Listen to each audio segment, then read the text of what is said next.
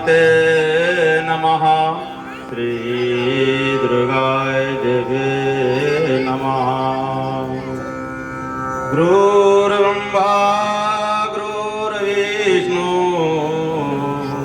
गुरुर्देवो महेश्वर गुरुर्साक्षात् परं तस्मै श्रीगुरुवे नमः।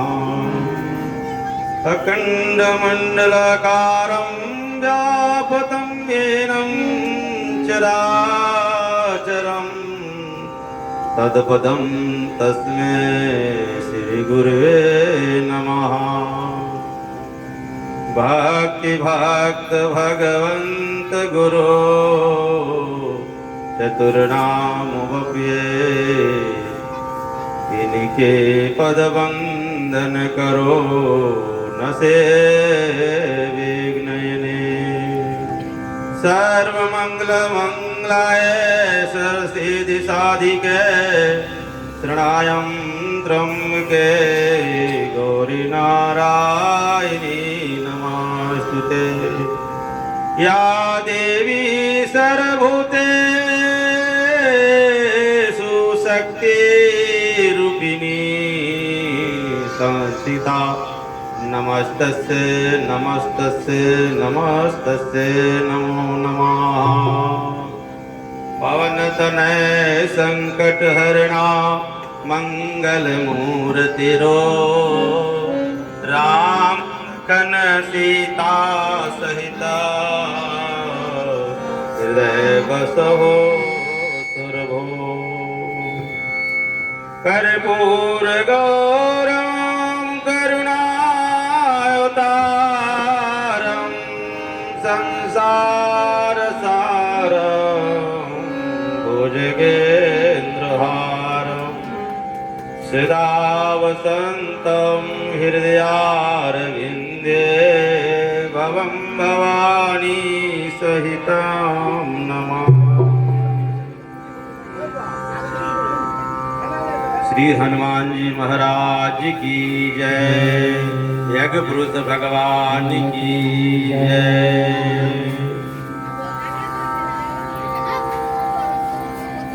आज यज्ञ की तीसरा दिवस है। तो यह बहुत सौभाग्य की बात होती है कि कभी कभी जीवन में यह सब अवसर मिलता है। यह सब जो अवसर है वो जीवन में कभी कभी अवसर मिलता है। इसलिए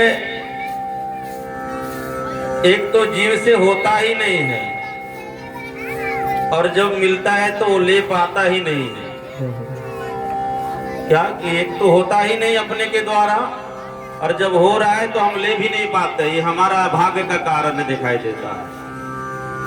इसलिए संसार में जितने भी दिखाई दे रहा है कल भी हमारे नहीं था और कल भी हमारा नहीं रहेगा। ये शरीर हमारा नहीं है, ये संसार तो बात छोड़िए। इसलिए संसार में रहते हुए जीव का सबसे पहला कर्तव्य होता है कि भगवान की शरणागति को जोड़ के रखिए। ये शरीर किसी जगह हो, मन किसी जगह हो, वाणी किसी जगह हो, लेकिन अंतिम जो है मुक्त जहां बिंदु रखना चाहिए भगवान के शरण। तो इसलिए कहे भगवत में लिखे हैं हे नाथ मेरा, हे नाथ मेरा। और मैं कुछ नहीं, मेरा कुछ नहीं, मुझे कुछ नहीं चाहिए। भगवान से सिर्फ एक ही मांगिए कि प्रभु ये नाश्वर बड़ा कहन कि बड़ा भाग मानुष तन पावा। ये हम लोग मनुष्य तन मिला है, छोटा मोटा हम लोग भक्तशाली नहीं है। एक दिन पढ़ रहे थे कि सहस्त्र हजार बरस की पुण्य जब होता है, करोड़ों हजार बरस का पुण्य जब होता है तब यह मनुष्य तन मिलता है। इसलिए कहे कि बड़ा भाग मनुष्य तन पावा, सुर दुर्लभ सब ग्रंथन गावा।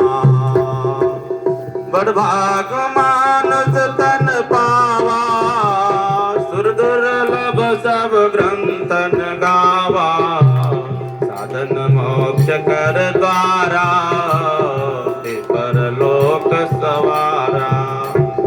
ये सिर्फ मनुष्य तन मिला है लोक और परलोक बनाने के लिए, लेकिन जीव जो है मोह में फंस जाता है कि ये मेरा है। मेरा कहाँ है? मेरा है तो छोड़ का ही देता है।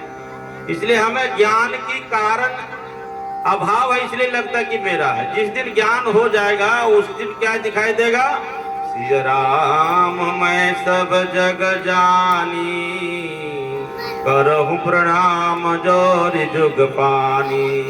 संसार में जितनी प्रकार का जीवात्मा है, चाहे वह जल में रहने वाले हो, मिट्टी में रहने वाले हो, आकाश में रहने वाले हो, प्राण में शरीर में रहने वाले हो, चाहे जिस प्रकार की जीवात्मा हो वो एक ही है।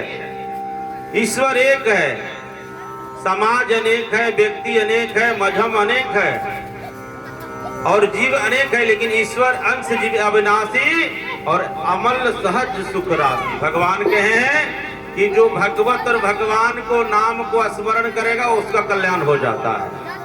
इसलिए जो यह बहुत बड़ा भाग होता है कि महायज्ञ होता है, और जब महायज्ञ होता है तो महायज्ञ में क्या करना चाहिए कि आप नित्य परिक्रमा करें।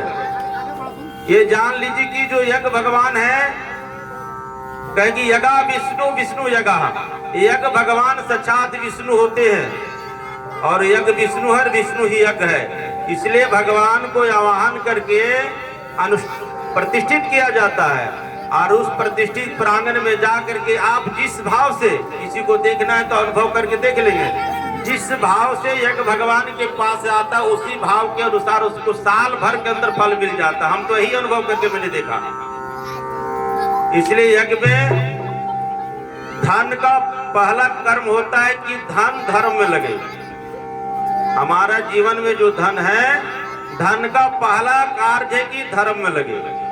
दूसरा कार्य है कि धर्म में आप नहीं दान देते हैं तो अपने द्वारा धर्म की कार्य करें, अरे तो कहा है फिर अंतिम वो नाश हो जाएगा। धन का 3 गति है, दान भोग नाश।